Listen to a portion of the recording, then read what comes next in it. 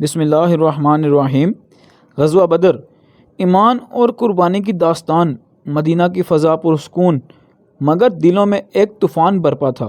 رمضان المبارک کا مہینہ تھا اور رسول اللہ صلی اللہ علیہ وسلم اپنے چند صحابہ کے ساتھ ایک قافلے کی خبر سن کر مدینہ سے نکلے۔ مقصد جنگ نہیں بلکہ قریش کے اس تجارتی قافلے کو روکنا تھا جو شام سے مکہ واپس آ رہا تھا۔ اس قافلے کا سردار ابو سفیان تھا اور اس میں مکہ کی معیشت کا سرمایہ موجود تھا۔ مدینہ سے روانگی۔ رسول اللہ صلی اللہ علیہ وسلم نے مسجد نبوی میں کھڑے ہو کر اعلان فرمایا، اللہ کے نام پر نکلو، ممکن ہے اللہ تمہیں ایک بڑی فتح عطا کرے۔ تقریباً 313 جانصاروں کا یہ چھوٹا لشکر مدینہ سے روانہ ہوا۔ ان کے پاس صرف 2 گھوڑے اور 70 اونٹ تھے اور سواریاں باری باری استعمال ہوتی تھیں۔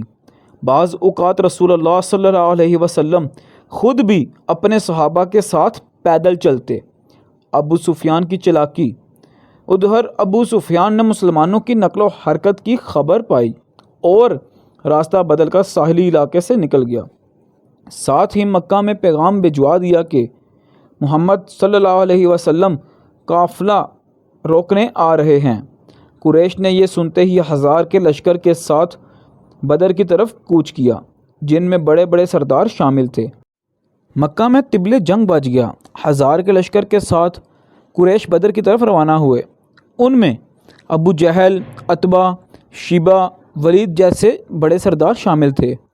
جنگ کا فیصلہ اب قافلے کے بجائے ایمان اور کفر کے درمیان ہونے والا تھا۔ بدر کا میدان۔ 17 رمضان 2 ہجری کی رات بدر کا میدان ریت کی خوشبو اور ٹھنڈی ہوا سے لبریز تھا۔ ایک طرف 313 مومن، دوسری طرف 1000 مشرک۔ رسول اللہ صلی اللہ علیہ وسلم نے ایک چھوٹے سے خیمے میں کھڑے ہو کر ہاتھ بلند کیے، اے اللہ، اگر یہ جماعت آج ہلاک ہو گئی تو زمین پر تیرا نام لینے والا کوئی نہ رہے گا۔ حضرت ابو بکر رضی اللہ تعالی عنہ نے نرمی سے عرض کیا، یا رسول اللہ، بس کریں، اللہ نے آپ سے مدد کا وعدہ فرمایا ہے۔ اس رات مومنین پر نیند کی ایک ہلکی سی لہر طاری ہوئی، جیسے اللہ نے ان کے دلوں کو سکون دے دیا ہو۔ صف بندی اور پہلا مقابلہ۔ صبح سورج طلوع ہوتے ہی دونوں لشکر آمنے سامنے کھڑے ہو گئے۔ جنگ عرب کے رواج کے مطابق آغاز میں فرد بفرد مقابلے سے شروع ہوئی۔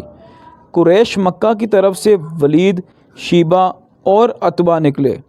مسلمانوں کی طرف سے حضرت حمزہ رضی اللہ تعالیٰ عنہ، حضرت علی رضی اللہ تعالیٰ عنہ اور عبیدہ بن حارث رضی اللہ تعالیٰ عنہ میدان میں آئے۔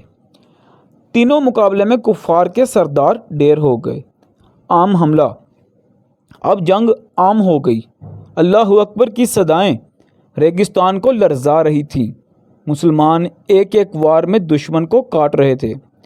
صحابہ بیان کرتے ہیں، ہم نے سفید کپڑوں میں گھڑ سوار دیکھے جن کے ہاتھوں میں نیزے تھے۔ وہ دشمن پر وار کرتے اور پھر غائب ہو جاتے۔ قرآن کی آیت نازل ہوئی، جب تمہارے رب نے فرشتوں کو وحی کی کہ میں تمہارے ساتھ ہوں، تم ایمان والوں کو ثابت قدم رکھو۔ حضرت علی رضی اللہ تعالیٰ عنہ اور حضرت حمزہ رضی اللہ تعالیٰ عنہ صفوں میں ایسے دوڑتے کہ دشمن کی صفیں لرز جاتی۔ فرشتوں کی مدد کے آثار بھی نظر آنے لگے۔ صحابہ بیان کرتے ہیں کہ سفید کپڑوں میں گھڑ سوار نظر آتے تھے جو دشمن پر وار کرتے تھے اور پھر غائب ہو جاتے۔ ابو جہل کا انجام۔ ابو جہل جو مکہ کا سب سے بڑا دشمن اسلام تھا، جنگ کے بیچ میں بھی تکبر سے بھرا کھڑا تھا۔ ابو جہل اب بھی گھمنڈ میں کہہ رہا تھا، آج محمد اور ان کے ساتھیوں کا خاتمہ ہوگا۔ آخرکار 2 کم سن انصاری، معاذ اور معوذ رضی اللہ تعالیٰ عنہ، اس کے قریب پہنچے اور تلوار کے وار سے اسے زمین پر گرا دیا۔ بعد میں حضرت عبداللہ بن مسعود رضی اللہ تعالیٰ عنہ نے اس کو ختم کر دیا۔ جب آپ صلی اللہ علیہ وسلم کو ابو جہل کی موت کی خبر ملی تو فرمایا یہ اس امت کا فرعون تھا۔ جنگ کا انجام: دوپہر تک جنگ کا پانسا پلٹ چکا تھا۔ 70 مشرک مارے گئے، 70 قید ہوئے۔ مسلمانوں کی طرف سے 14 جانثار شہید ہوئے۔